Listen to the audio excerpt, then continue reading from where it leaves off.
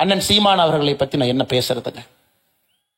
ஒரு அரசியல் தலைவர், ஒரு அரசியல் கட்சியினுடைய தலைமை ஒருங்கிணைப்பாளர் என்று சொல்வதை விட ஒரு போர்க்களத்தில் நிற்கக்கூடிய தளபதியாகத்தான் என்றும் நான் அண்ணன் சீமான் அவர்களை பார்த்து கொண்டிருக்கின்றேன்.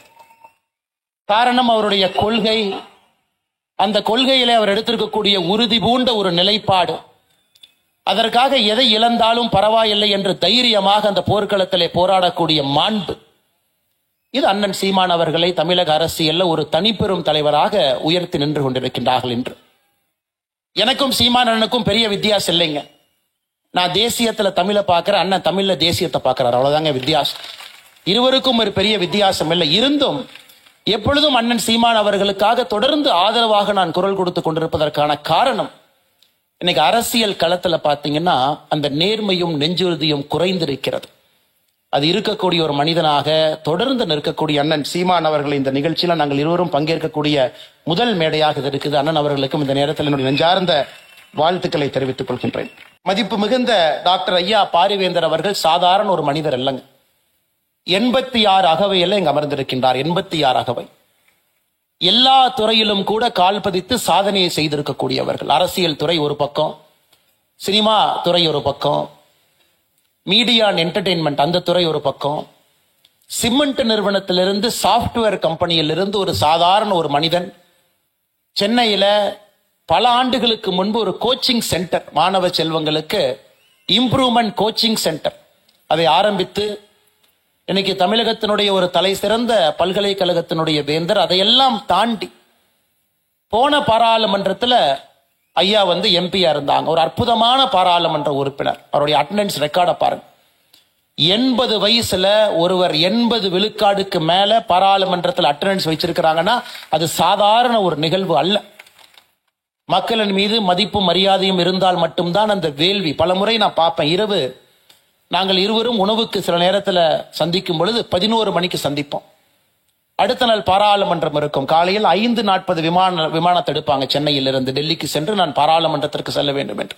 அப்படிப்பட்ட ஒரு வேட்கை. அது மட்டும் இல்லாம 5 ஆண்டுகள்ல தன்னுடைய தனிப்பட்ட சொத்தாக 400 கோடி ரூபாய்க்கு மேல அந்த தொகுதி மக்களுக்கு செலவு செய்திருக்கக்கூடிய ஒரு மாபெரும் மனிதர்.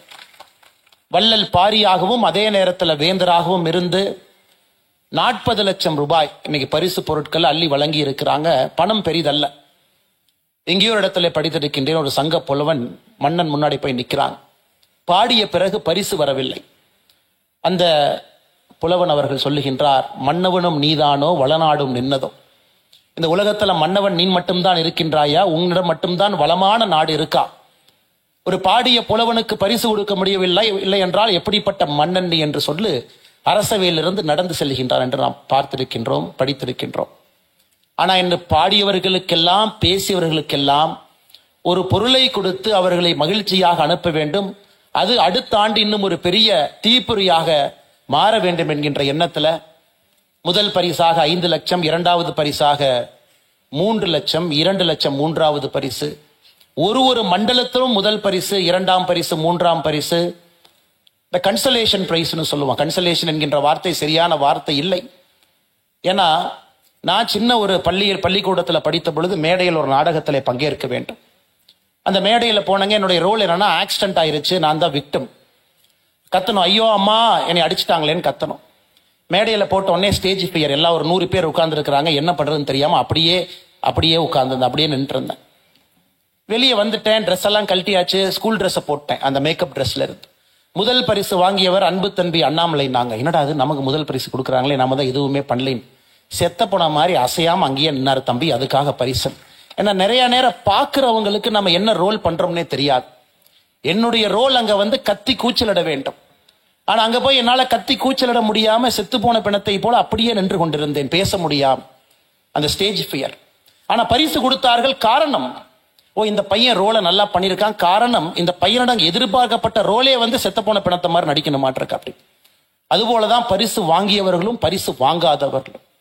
2000 பேரத்துல 74 பேர் பரிசு வாங்கி இருந்தாலும் நல்லவர்கள் சில பேர் வாங்காமல் இருந்திருப்பார். இந்த மேடையின் மீது நின்றிருக்கின்றார்கள், தைரியமாக பேசி இருக்கின்றார்கள். பரிசு பெரிதல்ல, பொருள் பெரிதல்ல, பணம் பெரிதல்ல, அந்த துணிவு பெரிது. இந்த மேடைக்கு நீங்கள் கொடுத்த மரியாதை பெரிது, அன்னை தமிழுக்கு நீங்கள் கொடுத்த அந்த மரியாதை பெரிது. அதற்காக இந்த 2000 பேரும், குறிப்பாக இந்த 74 பேரும் பங்கேற்ற எல்லோருக்கும், வென்றவர்களுக்கும் பங்கேற்றவர்களுக்கும் இந்த நேரத்தில் மறுபடியும் என்னுடைய மகிழ்ச்சியை தெரிவித்துக் கொள்கின்றேன்.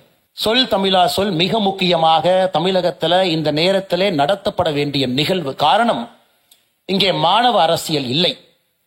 ஒரு மாணவ அரசியல் இருக்கக்கூடிய இடத்துல ஒரு நாளும் சொல் தமிழா சொல்லாக இருக்கும். கல்லூரியில் ஆக்ரோஷமா பேசுவாங்க. ஒரு மாணவர் சங்க தேர்தல் நடக்கும் பொழுது ஆக்ரோஷமாக இருக்கும். அங்கிருந்து அடுத்த கட்ட தலைவர்கள் கிடைப்பாங்க. அரசியலுக்கு மட்டும் இல்லை, அரசியல் என்பது ஒரு பரிணாமம். அவர்கள் எந்த துறைக்கு சென்றாலும் கூட அந்த மாணவ பருவத்தில், குறிப்பாக கல்லூரிகள்ல மிகச் சிறப்பாக பேசக்கூடியவர்கள், ஆர்குமெண்டேட்டிவ், தான் சொல்லக்கூடிய கருத்தை வலிமையாக சொல்லக்கூடியவர்களை ஒரு கல்லூரி தயார் செய்து வெளியே அனுப்பும். ஆனா நம்முடைய சாபக்கேடு, என்னை கல்லூரிகள்ல அரசியல் என்கின்ற வார்த்தை தவறாக போய் அது உச்சநீதிமன்றத்தில் James Michael Lyngdoh, JM Lyngdoh அவர்கள் தலைமையில் போட்டிருக்கக்கூடிய கமிட்டியினுடைய ரிப்போர்ட், அதன் அடிப்படையில் இந்திய பல்கலைக்கழகத்தில் கல்லூரிகள்ல மாணவ அரசியல் என்பது கடுமையாக ஒரு நெருக்கடியில் நின்று கொண்டிருக்கிறது. அப்ப மாணவங்களுக்கு பேசுவதற்கான மேடை எங்க இருக்கு, வாய்ப்பு எங்க இருக்கு, எங்கே வந்து அவருடைய கருத்தை ஆணித்தரமாக அவர்கள் பதிவு செய்ய முடியும்? இன்னைக்கு ஒரு பெரிய மாமன்றத்தை நம்முடைய SRM குழுமம் உங்களுக்காக ஏற்படுத்தி இருக்கின்றார். இந்த சொல் தமிழா சொல் என்பது எல்லாத்தையும் தாண்டி தமிழகத்தினுடைய அரசியலாக இருக்கட்டும், தமிழகத்தினுடைய அடுத்த கட்ட தலைவர்களாக இருக்கட்டும், பேச்சாளராக இருக்கட்டும், எல்லோரையும் அடையாளம் காட்டக்கூடிய மேடையாக மாறி இருக்கிறது. இது முதல் ஆண்டு இப்படிப்பட்ட ஒரு முயற்சி எடுத்திருக்கின்றார்கள். நிச்சயமாக வருகின்ற காலத்தில் இது இன்னும் பெரிய ஆலமரமாக வரணும். அந்த 2000 என்பது 20,000 வரணும். சுருக்கமா சில பேர் பேசினாங்க, சில இடத்துல பெருசா பேசினாங்க. பேச்சை பொறுத்தவரை எப்பொழுதும் நான் அடிக்கடி சொல்லுவது, நான் கற்றிருப்பது, நான் படித்திருப்பது, ஈத்தோஸ், பாத்தோஸ், லோகோஸ் என்கின்ற 3 வார்த்தையை நம்ம சொல்லுவோம். இது கிரீக்கு நாடுகளிலிருந்து வரக்கூடிய ஒரு பேச்சு எப்படி இருக்க வேண்டும் என்பதற்கான அடிப்படை இலக்கணம். ஈத்தோஸ் என்கின்ற வார்த்தை என்ன சொல்லுது? யாரு பேசுறாங்க, அது ஈத்தோஸ் என்கின்ற வார்த்தைக்கான அர்த்தம். அப்ப அண்ணன் சீமான் அவர்கள் பேசுறாரா, இல்ல ஒரு மருத்துவர் பேசுறாரா, இல்ல ஒரு விஞ்ஞானி பேசுறாரா, யாரு பேசுறாங்க, யாரு பேசுறாங்க என்பதற்காகவே அந்த பேச்சுக்கு ஒரு சிறப்பு இருக்கும். ஈத்தோஸ். அடுத்து பாத்தோஸ் என்று சொல்லுகின்றோம். அது எந்த அளவுக்கு ஆணித்தரமாக எமோஷனலா பேசுறான், அந்த பேச்சாளரோடு நாம் கலந்திருக்கின்றோமா, அந்த பேச்சோடு நயத்தோடு நாம் ஒன்று இருக்கின்றோமா, எமோஷனல் அப்பீல் என்று சொல்லுகின்றோம். லோகோஸ் என்கின்ற வார்த்தைக்கான அடிப்படை தத்துவம் லாஜிக். அந்த பேச்சுல உணர்ச்சி மட்டுமல்ல, அந்த பேச்சுல ஒரு அடிப்படை தன்மை, நண்பகத்தன்மை இருக்கா? அப்படி ஒரு பேச்சில் இருக்கக்கூடிய 3 விஷயங்களை ஸ்பீச் ஆஃப் அ கிராமர் என்று சொல்லுகின்றோம். Ethos, pathos and logos. இது போன்ற மேடைகள்ல உங்களுக்கு வெறும் 4 நிமிடங்கள் 5 நிமிடங்கள் மட்டும் கிடைக்கும் பொழுது உங்களுடைய மூளை மிக வேகமாக வேலை செய்யும். அந்த தலைப்பை எடுக்கணும், எங்கேயோ படிச்சதெல்லாம் தலைப்புக்கு கரெக்ட் பண்ணணும், அதை பிரசன்ட் பண்ணணும், அதை நீங்க டிஃபெண்ட் பண்ணணும். அதனால்தான் எப்பொழுதுமே இந்த சிறிய பேச்சுக்களை பொறுத்தவரை ஒரு மனிதனை முழுமையாக அது சோதனை செய்யும். பெரிய பேச்சுக்களா இருந்தா நீங்க எங்கெங்கேயோ போலாம், டெல்லி போலாம், கல்கட்டா போலாம், சுத்தி வரலாம், ஃபைனலா அந்த இடத்துக்கு வந்துடலாம். ஆனா அந்த சிறிய பேச்சுக்கள் 5 நிமிடம் 6 நிமிடத்துல பேசுங்கன்னு சொல்லும் பொழுது ஒரு பேச்சாளனுடைய முழுமையான தன்மை வெளியே வந்துடும். அப்ரஹாம் லிங்கன் எத்தனையோ பேச்சுக்கள் பேசியிருந்தாலும் கூட அவருடைய பேச்சுக்கள்ல மிகச் சிறந்தது, அமெரிக்காவை புரட்டி போட்டது 1863 கெட்டிஸ்பர்க் என்கின்ற இடத்துல அவர் கொடுத்த பேச்சு, கெட்டிஸ்பர்க் அட்ரஸ். எல்லாரும் நினைப்பாங்க, ஓ, அப்ரஹாம் லிங்கனுடைய கெட்டிஸ்பர்க் ஸ்பீச் என்பது பெருசா இருக்கும் அப்படின்னு. வெறும் 271 வார்த்தைகள், only 271 words. யாருக்காவது ஆர்வம் இருந்தா இன்னைக்கு நீங்க அந்த பேச்சு எடுத்து பார்க்கணும். எப்படி ஒரு பேச்சை ஒரு மனிதனால் கன்ஸ்ட்ரக்ட் பண்ண முடியும்? வெறும் 271 வார்த்தைகள்ல எப்படி நம்மை கட்டி போட முடியும்? 271 வார்த்தைகள்ல ஈத்தோஸ் இருக்கு, பாத்தோஸ் இருக்கு, லோகோஸ் இருக்கு, 3ம் இருக்கிறது. குறிப்பாக அமெரிக்காவில் நடந்த சிவில் வார நிறைவுக்கு கொண்டு வந்த ஒரு முக்கிய பேச்சாக அந்த பேச்சை பார்க்கிறோம். அதே போல எல்லோருக்குமே தனிப்பட்ட முறையில் ஒரு பேச்சாளரை பிடிக்கும், சில பேச்சுக்களை பிடிக்கும். சில பேருக்கு அரசியல் பேச்சுக்கள் பிடிக்கும், சில பேருக்கு ஆன்மீகம் பிடிக்கும், சில பேருக்கு அறிவியல் பிடிக்கும். எது இருந்தாலும் கூட ஒரு மனிதன் நல்ல பேச்சாளராக இருக்கும் பொழுது தன்னை நன்றாக அறிந்து கொள்ளுகின்றான், தன்னை நன்றாக வெளிப்படுத்திக் கொள்ளுகின்றான், சமுதாயத்தினுடைய பிரச்சனையை உள்வாங்கி அதற்கான பரிகாரத்தை நல்ல பேச்சால் தேட முடிகிறது. அதனால்தான் அன்பு சொந்தங்களே, இந்த பேச்சுங்கிறது அரசியல் மேடையில் அண்ணன் சீமான் அவர்களை போல பேசணும், அது ஒரு பக்கம். அதை தாண்டி நீங்க சாதாரண ஒரு நிறுவனம் நடத்தினாலும் கூட 4 பேர் அதில் பணியாளர்களாக இருந்தாலும் கூட அவங்க கிட்ட எப்படி பேசணும், எவ்வளவு தன்மையாக பண்பாக பேச வேண்டும், அது ஒரு பேச்சாளன் இருந்து வரும். ஒரு பெரிய நிறுவனத்துல நீங்க இருக்கிறீங்க. இன்னைக்கு ஹார்வர்ட் பல்கலைக்கழகம் சொல்லுது, ஒரு கம்பெனியினுடைய நிறுவனராக உயர் பொறுப்புல நீங்க இருக்கிறீங்கன்னா 70% இஸ் சோஷியல் ஸ்கில்ஸ். வெறும் 30% மட்டும்தான் டெக்னிக்கல் ஸ்கில்ஸ். ஒரு கம்பெனியினுடைய சிஇஓ இருக்கிறீங்க, மைக்ரோசாஃப்ட் சிஇஓ இருக்கிறீங்க, 70% அந்த பொறுப்பினுடைய அடிப்படை உங்களுடைய சோஷியல் ஸ்கில்ஸ். எப்படி பேசுறீங்க, எப்படி ஒரு பொருளை விற்கிறீங்க, ஒரு கான்ஃபிளிக்ட் இருக்கும்போது எப்படி டீல் பண்றீங்க. வெறும் 30% மட்டும்தான் டெக்னிக்கல் நாலேஜ். அதனால நீங்க வாழ்க்கையில மேல போக ஆரம்பிக்க உங்கள் டெக்னிக்கல் நாலேஜ் குறைவாகவும் உங்க சோஷியல் நாலேஜ் அதிகமாக இருக்கும். அது எங்கிருந்து வருங்க? பேச்சில் இருந்து வரும். இந்தியாவில் நமக்கு நிறைய சாதனையாளர்கள் வேண்டும், எல்லா துறையிலும் வேண்டும். அந்த சாதனையாளர்கள் தன்னை நன்றாக வெளிப்படுத்திக் கொள்ள வேண்டும். தான் பணி செய்யக்கூடிய இடத்துல எல்லோரிடமும் நல்லா பழகணும், சோஷியல் ஸ்கில்ஸ் இருக்கணும். அதற்கு மேடை பேச்சு அவசியம். ஆனா இன்னைக்கு மேடை பேச்சுக்கள் பொது இடத்துல பேசுவதை விட அதிகமாக செல்போனை பார்க்கிறோம், கம்ப்யூட்டரை பார்க்கிறோம், இன்ஸ்டாகிராம்ல பேசாம ஒரு கருத்தை போட்டுட்டு ஓடி போய் ஒளிஞ்சுக்கிறோம். அது இன்றைய தலைமுறைக்கு இருக்கக்கூடிய அடிப்படை பிரச்சனையாக நான் பார்க்கின்றேன். ஒரு கருத்து இன்ஸ்டாகிராம்ல சமூக வலைதளத்துல போடுகின்றோம், அது முக்கியம், அந்த கருத்துக்கு ஒரு வலிமை இருக்கு. அதை விட பெரிய வலிமை வெளியே நீங்கள் பேசும் பொழுது உங்களுடைய பேச்சுக்கு அதை விட பெரிய வலிமை இருக்கு. அதனால இந்த இன்ஸ்டாகிராம், சோசியல் மீடியா, இந்த யுகத்தில் இருக்கக்கூடிய குழந்தைகள் நீங்க பேசி பழகணும், நிறைய பேசணும். நீங்க பேசும் பொழுது மட்டும்தான் தடுமாற்றத்திலிருந்து வெளியே வருவீங்க. ஏன்? இங்க உங்க முன்னாடி தைரியமா நான் பேசிட்டு இருக்கேன். எனக்கு ஒரு காலத்துல திக்கி பேசும், எனக்கு ஒரு காலத்துல திக்குவா, என்னால பேச முடியாது. நான் பஸ்ல போய் டிக்கெட் எடுக்கணும் அப்படின்னா கூட நான் சிரமப்படுவேன். என்னால சில வார்த்தைகள் வராது, இப்போ வராது, வராது. அப்ப டிக்கெட் எடுப்பதற்கு கூட நான் சிரமப்படுவேன். நான் படிக்கக்கூடிய பள்ளியில ஒரு ஆசிரியர் கண்டுபிடிச்சிட்டாங்க, அண்ணாமலை கிட்ட சில வார்த்தையை டக்குன்னு கேட்டா அவனால பேச முடியாது, அதனால பொறுமையா கேட்டா தான் பேசுவான். 6வது 7வது படிக்கும் பொழுது அந்த ஆசிரியர் என்ன பண்ணாங்கன்னா என்னை அதிகமாக பேச வச்சாங்க. ஸோ டெய்லி அன்றைய தினம் செய்தித்தாளை வாசிக்கணும், தம்பி அண்ணாமலை வாசிப்பாரு. ஒரு பெரிய பேச்சாளர் பேசுறாங்க, அந்த பேச்சாளருக்கான முன்னுரிமையை முகவுரையை அண்ணாமலை சொல்லுவாரு, நன்றி அறிவிப்பு அண்ணாமலை பேசுவார். பேச வச்சாங்க, பேசிக்கொண்டே இருந்தேன். முதல்ல பயமா இருக்கும், பேச்சு வராது, ஏளனமாக பார்ப்பார்கள், கை தட்டுவார்கள், எனக்கே ரொம்ப தர்ம சங்கடமா இருக்கும். ஆனாலும் அந்த ஆசிரியர் தொடர்ந்து என்னை ஒரு மேடையிலும் ஏற்றி என்னை பேச வைத்த பிறகு ரொம்ப நாளைக்கு அப்புறம் தான் எனக்கு தெரிஞ்சிச்சு, யாருக்காவது திக்குவாய் இருக்குன்னா அது பிசிக்கல் கிடையாது, அது மென்டல், மனதில் எங்கேயோ ஒளிந்திருக்கக்கூடிய ஒரு பிரச்சனையால மட்டும்தான் சில வார்த்தைகள் வராது. ஆனால் நீங்கள் எங்கிருந்தாலும் எப்படிப்பட்ட மனிதர்களாக இருந்தாலும் பேசுங்கள், பேசிக்கொண்டே இருங்கள். நீங்கள் யார் என்பதை வெளிப்படுத்திக் கொண்டே இருங்கள். இந்த உலகத்தை வசப்படுத்துங்கள். வருகின்ற நாட்கள் வசந்த காலமாக இருக்கட்டும். இன்னைக்கு நிறைய அரசியல் தலைப்புகள் இருந்துச்சு.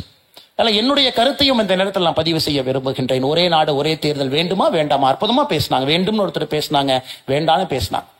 வெறும் 39 பாராளுமன்ற உறுப்பினர்கள் இருக்கக்கூடிய ஒரு நம்முடைய தாய் தமிழ்நாட்டிலிருந்து 543 பாராளுமன்ற உறுப்பினர்கள் அமரக்கூடிய பாராளுமன்றத்துல வருங்காலத்துல ஒரு தமிழ்வன் பிரதமராக வர முடியுமா பேசினாங்க. 2 பேரும் சரியா பேசினாங்க. முடியும் என்று பேசினாங்க, முடியாதுன்னு பேசினாங்க.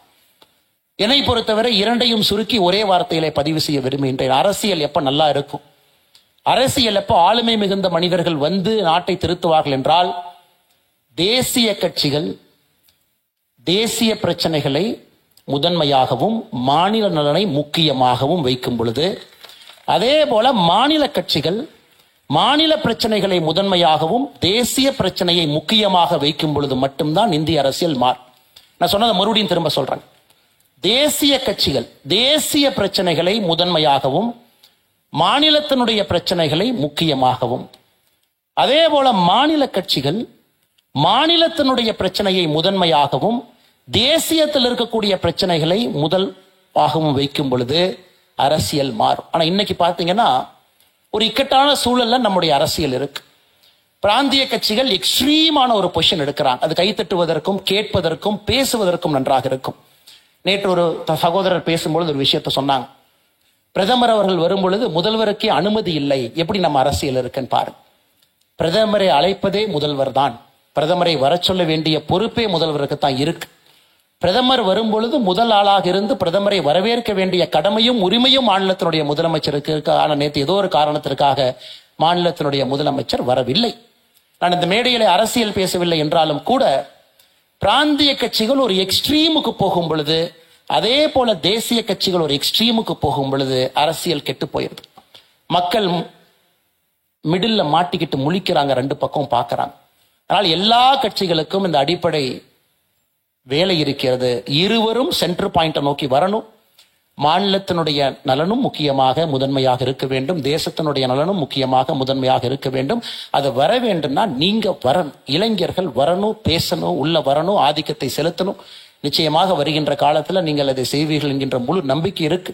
மறுபடியும் மேடையில் இருக்கக்கூடிய எல்லா ஆன்றோர்கள், அறிஞர்கள், சான்றோர்கள் எல்லோருக்கும் என்னுடைய நல்வாழ்த்துக்களை தெரிவித்து, நானும் அண்ணன் சீமான் அவர்களும் ஒரே மேடையில் இருக்கிறனால நிச்சயமா அது கான்ட்ரோவர்சியல் ஆகும். காரணம் என்னன்னா, என்ன பேசுனீங்க, நேத்து யாரை பார்த்தீங்க, இன்னைக்கு யாரை பார்த்தீங்க, இது என்னை பொறுத்தவரை இதையெல்லாம் தாண்டி நாம் அரசியலை பார்க்க வேண்டும்.